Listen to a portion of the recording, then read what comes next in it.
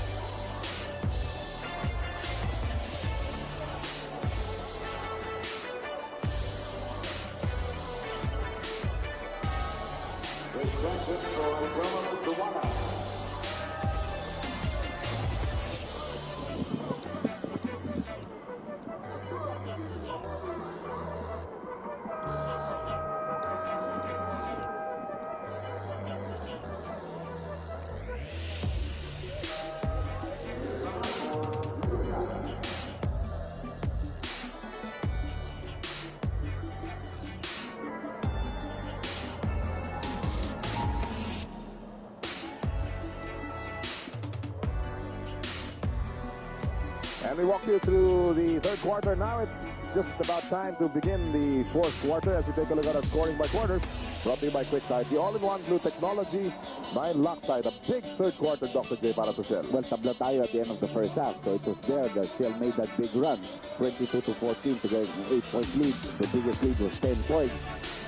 Let's see what Ginebra can do. They're starting off with the offense here at the start of the fourth quarter.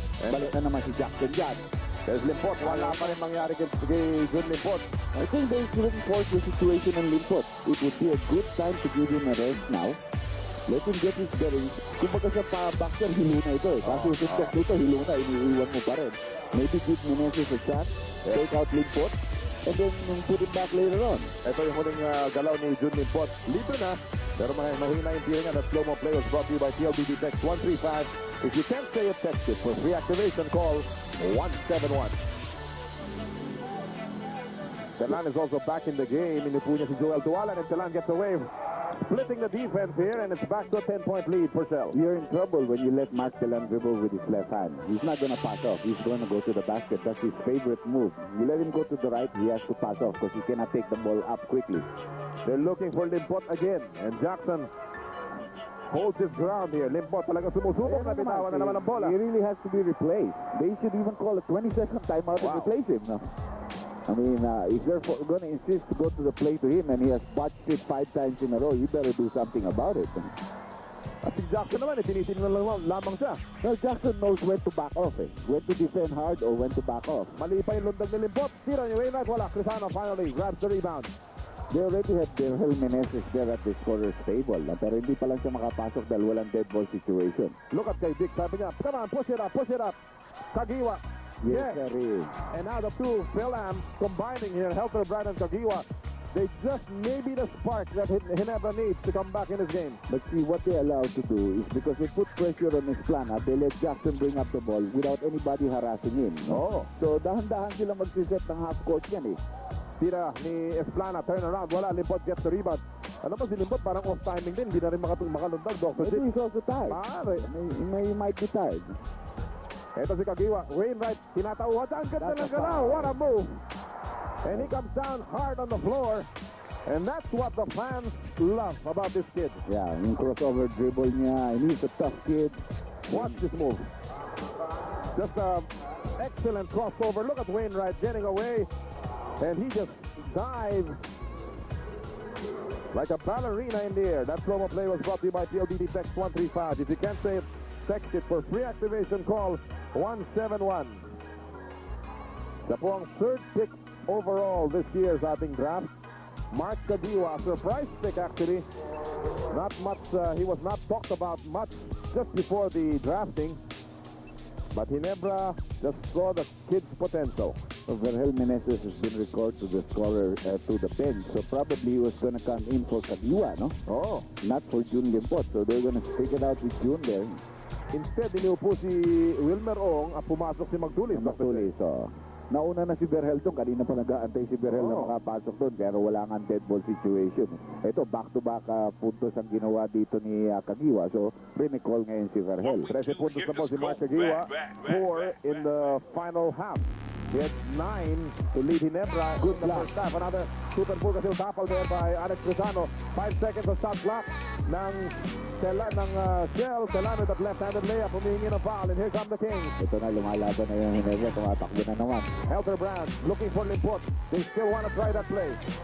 Head and shoulder fake. Limpot turns around. Super full kasi tapal. Si Mark Clemens Telan. Alam mo, ang ganda kasi pumoste si Jackson. Hindi ka basta makakakilos eh. Tapos ngayon tumutulong si Telan. Esplana pounding the ball. Good call. To be able to elude his defensive man, kinarga niya yung bola eh.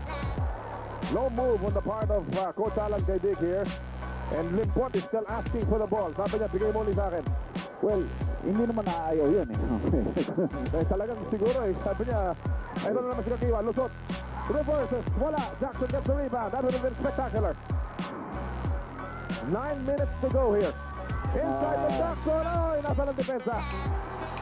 Esplana with a great recognition. Jackson with 11 points. And it's back to an 8-point lead para sa Turbochargers. 8 minutes and 47 seconds. Still a lot of time here. A lot of some exciting movements. Not too much scoring.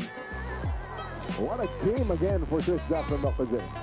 He has just been playing so well. Helter Brand open. Wala. Rebound. Dalawang nagagawa. And finally, Jackson gets the rebound.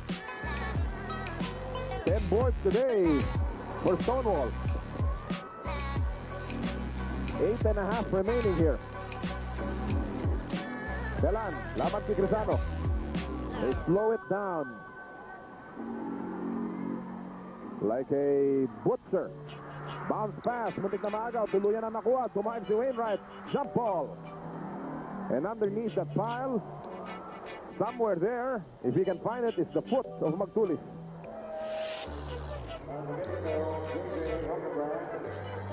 And now, Baldavid will check in para kay JJ Helterbrand at the 8:07 mark. Held ball between Alex Crisano and Rob Wainwright. Magandang matchup yan sa jump ball. Parehong malakas pumalon. Yes. At ang ating mapman gets busy here. Again, we're coming to you from the Inares Center sa lungsod po ng Antipolo. Welcome sa inyong bayan ng Superstars. Crisano laban kay Wainwright. Front court ng Shell. Tapik. Ang bilis talaga ni Caguioa. Tapos nasipa ang bola ni Caguioa sa bilis. No? He is just full of energy. Just what the doctor really ordered para sa kanilang team. Parang tailor-made. He's a firebrand. Yung mga tinatawag natin na typifies the kind of game that the people love it. Para kay Ginebra. Jackson open, passes up on that shot. Ito, mainit eh. Pero sablay ang tira ni Ray. Back Limpot got the loose ball. Got it really flat to the point. 7:47. Magtulis. Nilabas. Caguioa from long distance. Patay! Hindi talaga umaayaw yung batang yun, eh, no? 16 in the game, and that was a PLDT long distance shot. His second for this ball game, and the lead has been cut down to 5. What a kid. Pure energy. 7:27 remaining here. Esplana. Tinatawa ni David. 11 seconds of shot clock. Mr. Cool, yes. Yes, sir. Knocks it down. Mag-cheer kayo dyan. Then we come back and make a good score using the shot clock. Kami ang lamang. That's a very big play para sa Shell. What a game for Esplana also, Dr. J. 14 today. This is a conference high for Mr. Cool. The opportunity presented itself. Wala si Dale Simpson, and he responded. Here's Limpot. Wala. Jackson gets the rebound and another foul by Limpot. Alam na ni Limpot na basa na yung kilos niya papunta doon sa kaliwa. So he was really gonna come back to the right. Pero minamalas eh. Malas talaga. Pero pinipilit. Ando pa rin. Alan Derrick knows there must be some solution somewhere. We'll be back.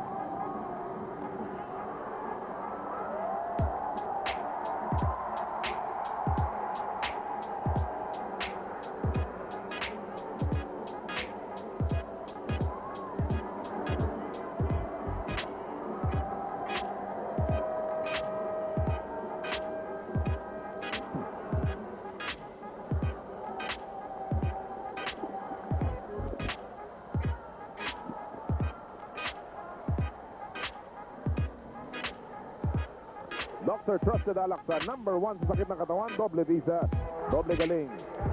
Jun Limpot has had his problems today, and that's saying it very mildly. The main man, the big deal para sa Barangay Ginebra, missing that one. This one, he will go around. Kelan will be there to help out. About 5 plays na wala nangyari kay Jun Limpot. He loses the ball. His numbers may be up in this conference, but in this game, he is just miserable. And if not for Caguioa, Ginebra will be out of this game already.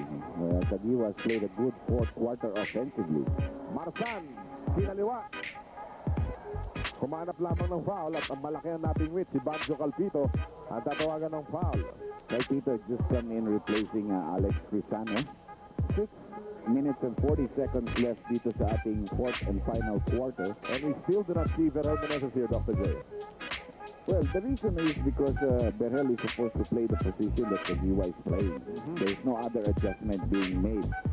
But because he's playing so well, hindi siya inalis. Ayan, nakikita na natin si Meneses ngayon. Ginakausap I si hope Alan David. I think the gamble there would be to try to maybe take out June and use Berhel. Even if you have a smaller team, doesn't really mean that you're going to lose out, no? Oh. If you defend well and you get a good scorer into the floor, and then maybe you can bring June back in with better confidence. Caguioa with the rebound of that miss by Marsan. 8 po ang abante ng Shell. 6 at kalahati ang nalalati dito sa larong ito.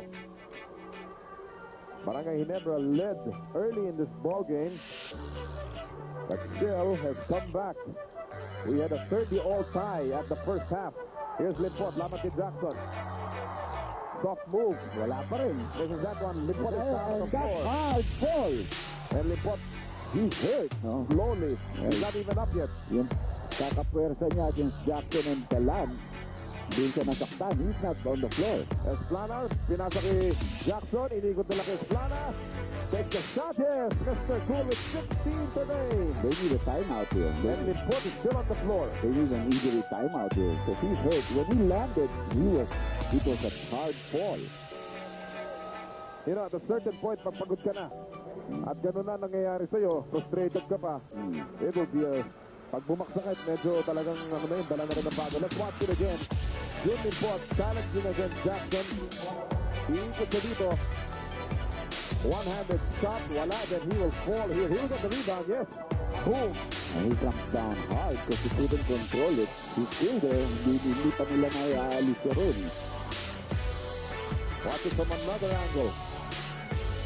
And ang dasal na lamang dito ng mga tiga-barangay, hindi masyadong malala ito si Jim Limpot. Time out means time for Sandwich Light. The low-calorie beer, only $12.50 at a store near you. Oras ko natin dito sa laban na to. 5 minuto, 56 na saglit. The fourth quarter, lamang ang Shell, 61-51. It had to take an injury to take Jim Limpot out. Yes. Wow. And today, his numbers have just been awful. Nagarel Meneses has come in together with Alex Pisano. Their lineup, si Calcito kasama si Caguioa. Sa kabila naman si Telan, Jojo Lim, Jun Marsan, Jackson Telan. Caguioa muli. Kalog. 5 minutes and 40 seconds left. Still continuously controlling this ball game. And the tempo has been with them. Yes, set the tempo. Kasi dahil sila lamang eh. Whenever they want to run, they will run. If they slow it down, they will slow it down. Rebound is Plano off that three-pointer. Miss ni Jun Marsan. 2 minuto, 20 saglit. Nauubos na ng dahan-dahan ako. Minsit lang mabitawan ng dribble. Here's Esplana, laban si David. That matchup again. Telan, Marsan, libre si Jojo Lim. Tatabi, when Yes, you have sir. your Finally. teammates shooting well, mahahawa ka eh, no?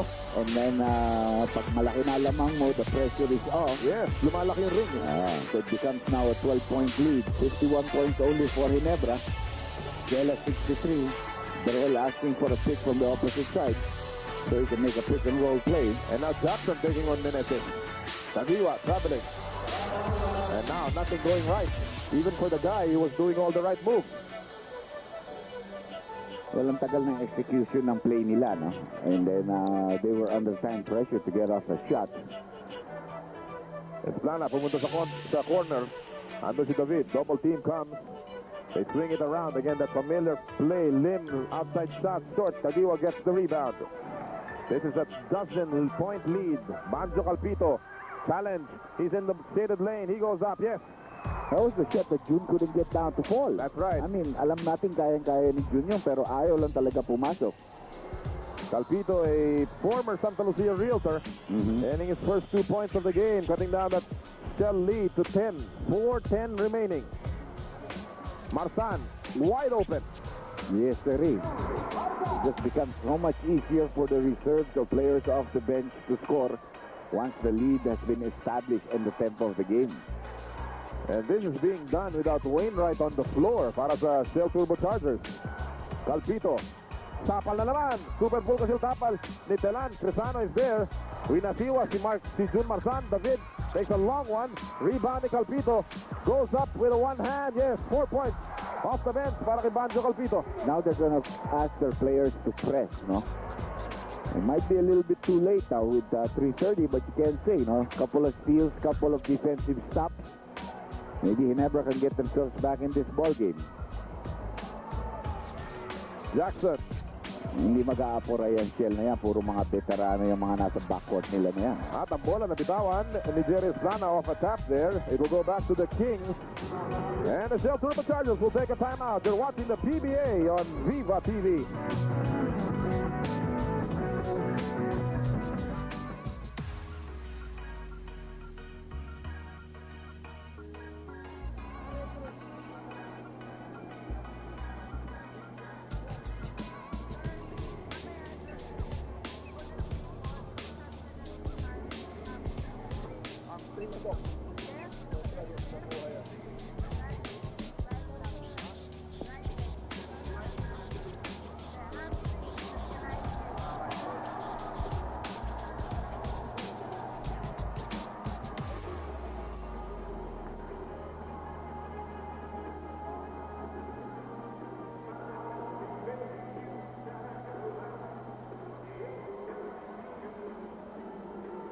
What we do here is go back.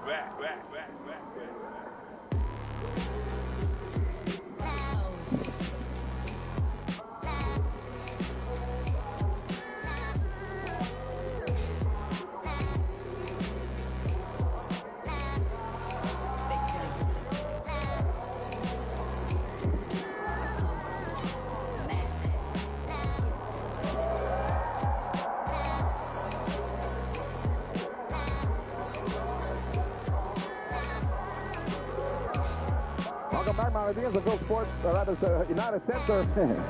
And we take a look at the refreshing face of the day. Ang pangalan po niya si Ella Del Rosario, a Shell fan. This most refreshing face of the day is brought to you by Nesty Ice Tea. Take the plunge. Well, at this stage of the ball game, she is on the right team. Although hindi pa nga tapos ito. Ginebra is down by 10. They have over 3 minutes left in this ball game and they have possession. That's good po, Dr. J. 4 out of 19 today in 40 minutes of action. Ang word is that he has a hamstring injury on his right leg and he will no longer play today. Of course. And he has 6 turnovers too. That hurt them. That's not the day for him. Caguioa, lumusot. Reverses. Ooh, what a shot. So they're down to 8. So hindi pa tapos yan. Now they'll put pressure in the backcourt. Spectacular move from Caguioa. They have to put pressure. They should have done this earlier. Whoa! Talaga yan eh. Nilaglag kay Caguioa. 20 in the game for Mark Caguioa. I do. And now the lead is down to 6. Marsan hounded by 3. White shirt and the foul by Caguioa. Well, Caguioa and Baldabit, ang sarap na parang mga wiper yan sa harap. Sama mo mag Elter Brad, talagang patay ka dyan. Of course, Elterman is seated down, but Berhel is trying to give them support.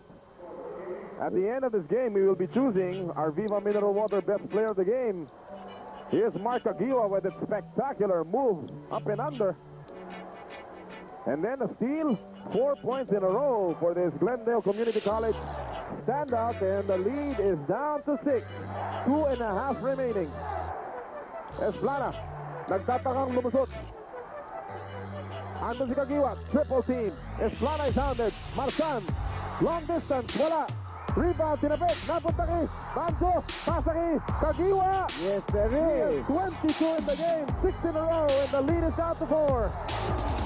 And hindi na makakati si Perry Ronquillo. He has seen the smoke. He is seeing the fire in Mark Caguioa. We'll be back.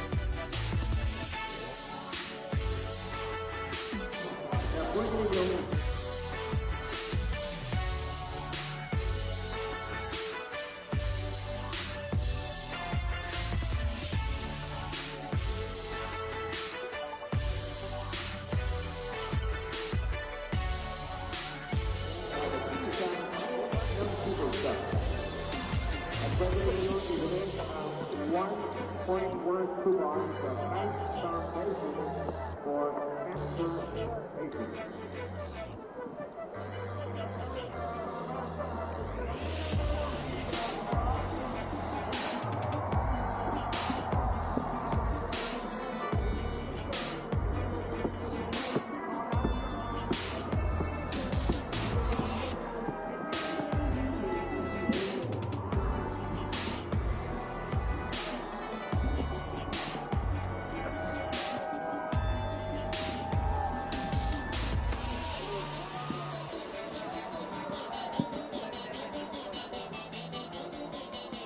Barangay Ginebra has strung up 6 points in 45 seconds to cut down this lead to 4 points. As we take a look at some numbers at the Quick Type board, brought to you by Quick Type, the all-in-one blue technology by Black Type.